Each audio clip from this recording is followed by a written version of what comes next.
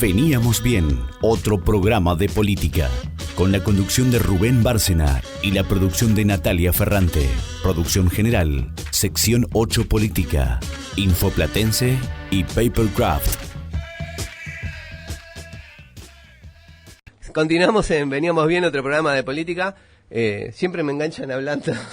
No veo el cartel de aire y siempre sigo hablando. Estoy en el piso con Eric Simonetti, quien es precandidato a intendente por el Nuevo Más. Que estábamos conversando fuera de aire, que lo habíamos invitado el fin de semana pasado, pero justo estaba el acto, digamos, con la precandidata a presidenta, ¿no? Manuela Castañeira. Manuela Castañeira, sí. Y bueno, acá estamos con Eric entonces para conversar un poco de cómo viene la mano con el espacio de ellos y de cara a las PASO ya es la semana que viene. Sí, bueno, buenos días Rubén y a toda la audiencia. Gracias por la invitación. Y sí, ya quedan pocos días para las PASO, así que a full en la recta final, yendo un poco a todos lados y difundiendo las propuestas. Está bien. Comentábamos que fuera de aire que por poco, digamos, que seguíamos prolongando la invitación. El fin de semana que viene íbamos a hablar de cualquier cosa menos de política. Claro, filosofía. ¿Vos sos profe? Soy profesor de filosofía, sí, en escuelas secundarias. Qué bien. Me dedico a la docencia hace ya 9 años. Sí, estudié acá en la Universidad Nacional de La Plata. Y bueno, me dedico básicamente, enseño filosofía, lógica, también enseño alguna materia referida a la ciencia, en general temáticas sociales me interesan, ¿no? Yo lógica no tuve en el secundario. Yo fui a una escuela técnica. Y mi hija Magdalena, cuando iba al Nacional, tenía lógica. Claro. Y, viste, o sea, a punta de revólver para que estudie así. En el Nacional hay 2 años de lógica. Claro. Y empecé, o sea, me terminaba sentando con ella para estudiar y en un momento me enganché yo con el tema. Claro, está bueno. En las escuelas de provincia no hay lógica. No. Y filosofía solamente hay 1 año. En las escuelas de la universidad hay 2 años de lógica y 2 años de filosofía, sí. Como es, por ejemplo, como fue en España, por ejemplo, durante muchos años, que había 2 años de filosofía y el gobierno del PP anterior lo bajó a 1 año. Les hace Eso ruido, generó ¿no? una protesta muy grande de Les los hace docentes ruido de filosofía todo. en España. Claro. Por ese recorte, ¿no? Siempre en los gobiernos de derecha o las dictaduras tienden a suprimir la filosofía porque es un pensamiento que trata de impulsar la reflexión crítica sobre la sociedad, cuestionarse, no naturalizar el mundo en el que vivimos, ¿no? Y les hace ruido. Les hace ruido, sí. Así que sería bueno que haya un poco más de filosofía en las escuelas, ¿no? Sí, además, ya te digo, el tema de la lógica, me terminé enganchando en un momento. A mí nunca me gustó la lógica, hoy terminé siendo docente de lógica. Bueno, traté de decirle vos baja. Siempre me gustó la parte, siempre lo cuento en clase porque los chicos se divierten mucho con esas anécdotas. Y no te hicieron, no te trajeron a tema, ¿cómo era?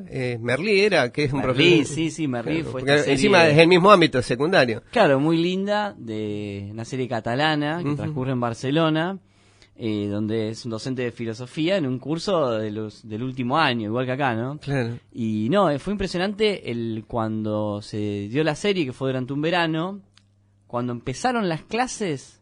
Nunca me había pasado en estos 8 o 9 años que te dieran bolilla a los pibes. Que todos sepan la definición de la palabra de filosofía y conozcan el mito de la caverna de Platón. Fue un impacto tan grande y sirvió mucho esa serie para generar una imagen más interesante de la filosofía y entonces fue mucho más fluido durante ese año en particular, que creo que fue el año pasado, no, el anterior. El anterior, sí. Y así que entre Merlí y Darío Stanraiver están generando una contribución muy grande a difundir empezaron la filosofía. el evangelio filosófico, ¿no? Sí, pero bueno, eso generó mucho interés en los últimos años. Sí. Muy interesante, sí. Bueno, y saliendo del... perdón, tengo la voz cascada, me agarra el frío, me pega unas palizas en la semana. Llego el sábado todo cascoteado. Bueno, y comentando el tema de lo que nos tiene acá sentados a la mesa, ¿cómo viene la cuestión del escenario político acá en la ciudad, para el espacio tuyo? ¿Cómo la ves? Mira, nosotros vamos en una lista, acá en la ciudad de La Plata, acompañando lo que es la candidatura nacional de Manuela Castañeira, ¿no? Y acá en la ciudad de La Plata hay una particularidad porque somos muchas listas, somos 16 candidatos a intendente. Se bajó una candidata anteayer, creo que se bajó, ¿no? Escotini era. Sí. Scotini.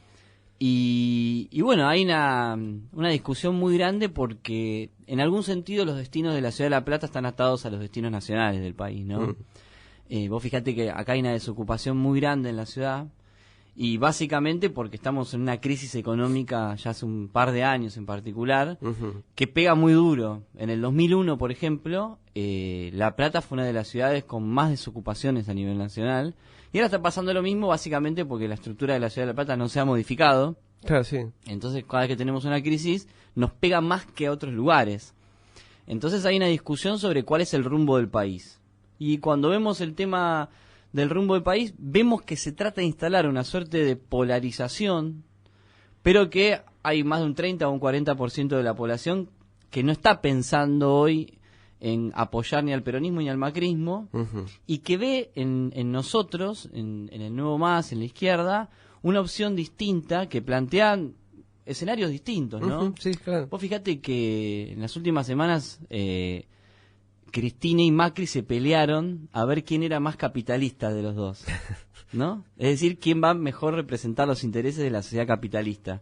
Fue muy gracioso porque parecía que iba a haber una discusión más de propuestas y terminó habiendo una discusión más ideológica, más de modelo de sociedad. Y ahí nosotros intervenimos con claridad. Si la gente que ha visto en la calle nuestros carteles que dicen el capitalismo no va más, nosotros planteamos una salida que sea anticapitalista, porque alguien va a tener que pagar la crisis que estamos sufriendo. Hoy la estamos pagando los trabajadores. Cuando decimos pagar nos referimos a que cuando caen las ganancias de una empresa, por ejemplo de una pyme, ¿qué hacen los empresarios? O aumentan los precios de lo que venden, o despiden personas. Entonces nos aumentan a nosotros lo que pagamos. Sí. O despiden a la gente o obligan a la gente que trabaja a trabajar más por el mismo salario. Eso significa que la crisis la pagamos los trabajadores. La izquierda, nosotros lo que decimos es que nosotros no tenemos que pagar la crisis que los empresarios generaron. Porque esta crisis que estamos viendo la generan los empresarios y el gobierno de Macri, que es amigo de los empresarios. Entonces planteamos que se afecten las ganancias de los grupos económicos concentrados, porque la plata de algún lado tiene que salir, por ejemplo, de la renta agraria, o de la especulación financiera, o de la renta de la especulación inmobiliaria, como acá en la Ciudad de La Plata. Es un gran debate en la Ciudad de La Plata. ¿Qué hacemos con esos millones de dólares que acumulan las grandes constructoras? Por ejemplo, el Dacal, se me ocurre alguna, las que hacen los grandes countries en la periferia de la ciudad para que vivan los ricos. Nosotros planteamos quitar esa riqueza, con un impuesto a esa riqueza millonaria, y con eso generar trabajo, plan de vivienda, arreglar las escuelas. Es decir, un plan económico que esté al servicio de nosotros, de los laburantes, de los que vivimos del salario, y no de los grandes grupos económicos. Entonces, hay realmente una discusión de qué modelo de sociedad queremos y además necesitamos. Vos sabés que el otro día, viste que afuera de él te dije que tenemos un grupete que vivimos discutiendo cuestiones que tienen que ver con esto, ¿no? De los planteos electorales y de política.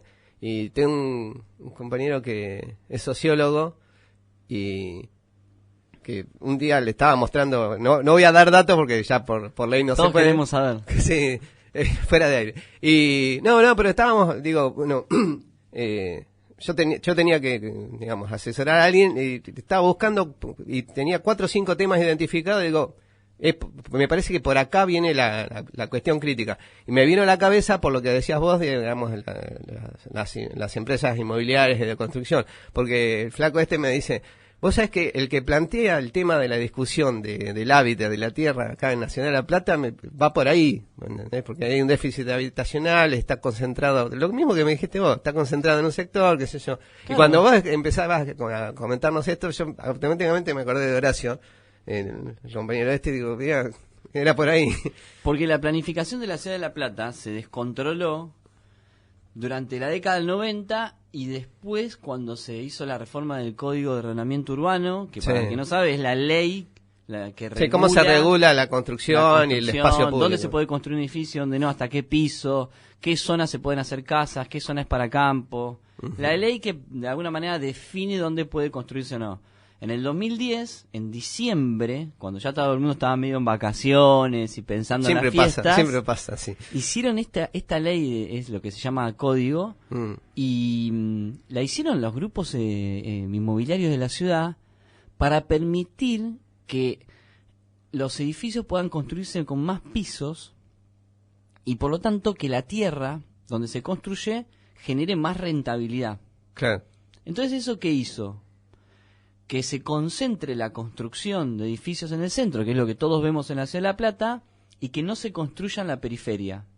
Entonces, para el trabajador que cobra un salario medio, le es muy difícil acceder a esa vivienda. Por eso, fíjate este dato que es terrible, habla de la desigualdad social.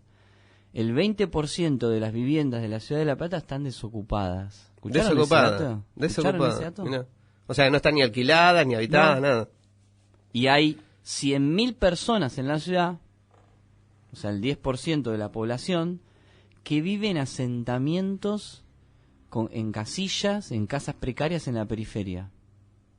O sea, que acá hay un problema del acceso a la vivienda cuando la vivienda existe en una parte. Claro. Es terrible, por eso... Sí, marca una desigualdad bastante notoria. Claro, nosotros ¿qué decimos? Este código de ordenamiento hay que derogarlo y hay que parar la construcción en el centro de la ciudad. Por razones de todo tipo, hasta ecológicas.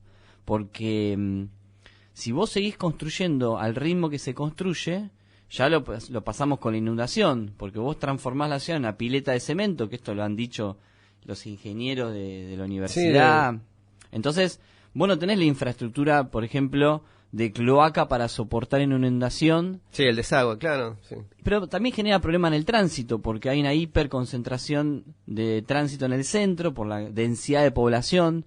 Bueno, puede tener una densidad de población como la que tenemos en la Ciudad de La Plata sin infraestructura necesaria. Entonces, ¿qué planteamos nosotros? Desde la municipalidad habría que tener una política que imponga de alguna manera una planificación que tenga un trazado horizontal. Es decir, la Ciudad de La Plata es muy grande en su territorio en la comparación con la cantidad de habitantes que tiene. Sí. Es enorme, o sea, tenemos un montón de lugar para poder desarrollarnos. Ahora, si nosotros pusiéramos, por ejemplo, un impuesto a la renta inmobiliaria, es decir, un impuesto a la riqueza de las grandes constructoras, y con ese impuesto de la municipalidad financiar un plan de vivienda y de urbanización para la periferia, podríamos garantizar que esas 100.000 personas, que eso implicaría más o menos construir 25.000 casas en los próximos años. A 4 personas por familia. Más o menos, un plan para los próximos años de vivienda, y eso te permite generar trabajo, muchísimo trabajo, porque apalancás el aparato productivo, solucionás un problema, avanzás en el tema de la pobreza y de la falta de empleo, avanzás en el problema de la vivienda y al mismo tiempo de la infraestructura para los barrios. Por ejemplo, que lleguen los colectivos, que haya cloacas, que haya un tendido eléctrico correspondiente. El otro día fueron los vecinos de Sicardi, que la luz se corta sistemáticamente, fueron a DELAP. Nosotros ahí planteamos estatizar DELAP. Es decir, se puede hacer una ciudad de La Plata distinta, pero para eso necesitamos que no gobiernen las empresas, sino que gobernemos los trabajadores. Por eso nosotros planteamos el gobierno de los trabajadores, para tener un plan de desarrollo y un plan económico a beneficio de las mayorías sociales. Con la mirada del sector trabajador. Nombraste DELAP, me acuerdo, o sea, en estos días, digamos, a partir de reclamos que hicieron organizaciones de consumidores y la Defensoría del Pueblo, que viste que después del apagón nacional ese que hubo, encima la zona norte de la ciudad estuvo apagada como 3, 4 días, en algunos casos hasta 5, que tuvieron que traer generadores portátiles de Rosario. Y me vino a cuenta eso de que dijiste, en Sicardi, digamos, se corta la luz. En Sicardi es un problema porque, digamos, ha crecido mucho la zona y directamente no tienen servicio, y son totalmente electrodependientes, y sopla viento, se corta un cable y se quedan una semana sin luz. Es tremendo eso. Sí, yo tengo mucha gente conocida y familia que vive en Sicardi, y es imposible poder asegurar que vas a tener luz durante el día. Se corta sistemáticamente, y el otro día hubo una protesta en el de vecinos de Sicardi para que haya un tendido eléctrico correspondiente, y que no baje tanto la tensión, porque eso genera muchos problemas. Sí, te quema todo. Claro. O se te paga y no te prende más. Pero ahí hay una cuestión que tiene que ver con lo que venimos charlando, de que vos hace casi 30 años que el sistema eléctrico en la provincia de Buenos Aires está privatizado, ¿no? ¿Te acordás la vieja SEGBA, que era el nombre de la empresa estatal de la luz en la provincia de Buenos Aires? Servicios Eléctricos del Gran Buenos Aires. Claro, SEGBA.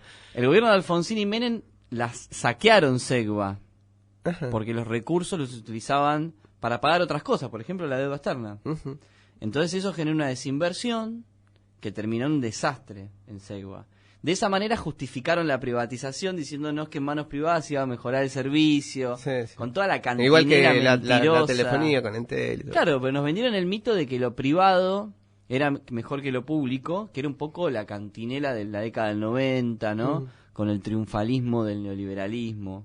Pero ahora se mostró que terminó en un fracaso porque se corta la luz de forma sistemática, tuvimos el apagón nacional. Y acá en La Plata se cortó la luz básicamente por un problema de desinversión. Sí, era un cable que perdía refrigerante. Claro, el cable que venía de Sur, que también son dueños los mismos empresarios. Entonces nos planteamos nosotros una salida que es integral. Cuando nosotros decimos que la electricidad, esto me lo decía una vecina de Villa Lisa en uno de los cortes de calle que hacían durante los 4 días del apagón, ella me dijo: la electricidad es un derecho humano. Y te deja en la Edad Media en un segundo, ¿viste? Exactamente, tal cual, porque si se corta la luz en una zona, en el Rincón, por ejemplo, ¿no tenés para calentar agua? No. ¿No te podés bañar? ¿No podés o sea, no tienes servicio de gas, digamos.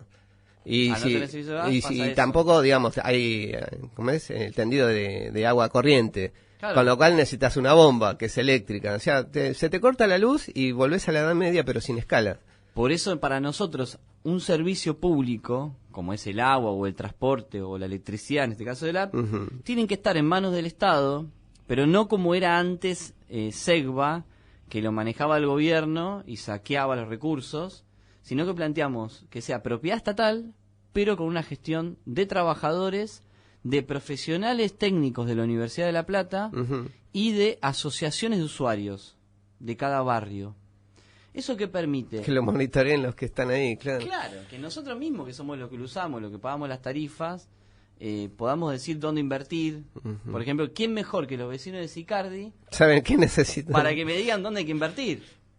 Es una cuestión elemental. Entonces, nos parece que es una forma de estatización nueva, distinta a las viejas, y que realmente podría solucionar el problema. Pero para eso hay que ir contra el empresario. Tenés que ir al hueso, obvio. Tano, te quiero hacer una pregunta, porque ya que vos sos profesor de filosofía, podés hacer alguna interpretación que me explique algunas cosas que siempre pregunto, que tiene que ver con esto. En los 90, digamos, estás describiendo un escenario que se está repitiendo ahora. Digamos, ¿por dónde pasa esa cuestión social que es como que no se aprende? O sea, digamos, tocas la pava caliente, te quemas el dedo, pasa un tiempo, vas y tocas la pava caliente, te quemas el... O sea, ¿qué cosa hay en la sociedad que, digamos, que se repiten situaciones, en este caso, políticas económicas? ¿Vos te referís al giro a la derecha que estamos viviendo, más básicamente, no? Sí, el giro a la derecha, y digamos que se repiten esto, digamos, que se concentra en determinadas empresas, por ejemplo, los servicios públicos de electricidad, o la telefonía en su momento, todo lo que pasó, y que se repite, o sea, estalla, implosionó, en el 2001 implosionó todo ese modelo, que se venía arrastrando desde los principios de los 90, y, digamos, pasa un periodo y después se vuelve a repetir ese, o sea, como ciclo es bastante nefasto, porque, digamos, es lo que yo te digo, te quemaste tocando la tapa de la olla, y pasa un tiempo, parece que se olvida la sociedad y va y toca la tapa de la olla. El que ve una vaca... el que se quemó con leche ve una vaca y llora. Acá no llora. Acá no llora, ¿viste? Bien, te entiendo la idea. A mí me parece que... la década del 90 fue hija de la caída del muro de Berlín y de los intentos de construir el socialismo en 2/3 de la humanidad. Claro. En China, en Rusia, ¿no? Para nosotros ahí... Básicamente lo que fracasó en esas experiencias socialistas es que ahí no gobernaron efectivamente los trabajadores. Por eso nosotros hacemos mucho hincapié en el problema de que gobiernan los trabajadores. Uh-huh. Entonces, la década del 90 generó una desilusión muy grande en la población mundial sobre que el socialismo efectivamente no funcionaba. Se identificó a experiencias muy burocráticas y totalitarias, uh-huh, como el estalinismo, con el socialismo. Entonces se generó la idea de que, bueno, evidentemente no queda otra que vivir bajo el capitalismo y que el mercado era mejor que lo público. Uh-huh. Hoy eso no está pasando, porque en las nuevas generaciones de los más jóvenes, 20, 30 años, el capitalismo está siendo cada vez más cuestionado. Y no te hablo de la Argentina nada más, sí, sí, sino que te hablo de Europa, de Estados Unidos. En los países centrales del mundo occidental empieza de vuelta a caer bien la idea del socialismo y de que lo público es mejor que lo privado, que la igualdad es mejor que la meritocracia. Uh-huh. Es decir, nosotros lo que vemos no es una reedición de la década del 90, sino precisamente un cambio... sí, fue muy liviano, digo. No, pero es un debate legítimo porque efectivamente hoy estamos en una coyuntura girada a la derecha, uh-huh, con respecto a lo que fue, por ejemplo, Latinoamérica en los últimos 10 años. Claro. Efectivamente estamos en un momento mucho más conservador. Gobierna Trump, un tipo abiertamente neoliberal, de derecha, Gobierna Bolsonaro, de derecha sí. En Brasil. Bolsonaro, Macri... si recorres Europa tenés gobiernos muy de derecha, Boris Johnson ahora en el Reino Unido. Es un poco el mapa global el del giro Boris a la Johnson, derecha. yo no sabía, es colega, es periodista. Es como un Trump, sí, parecido a un Trump de Estados Unidos, de Inglaterra. Entonces, pero de la isla, el Trump de la isla. Hay un giro a la derecha, pero al mismo tiempo hay un proceso entre los trabajadores, el movimiento de mujeres y la juventud, que es una contratendencia a ese giro a la derecha. Es una tendencia opuesta, podríamos decir, un polo opuesto que está cuestionando el sistema en el que vivimos y que vamos a empezar a verlo en los próximos años, cómo se expresa políticamente. Uh-huh. Cuando todas estas políticas de derecha, de ajuste, de precarización laboral, empiece a haber resistencia, que ya de hecho la hay. Sí. Por ejemplo, el otro día cayó el gobierno de Puerto Rico, y no fue simplemente por una filtración de unos grupos de Telegram, sino porque el gobierno de Puerto Rico venía teniendo una gestión totalmente neoliberal del desastre que generó los problemas del huracán en Puerto cierto, Rico. Claro.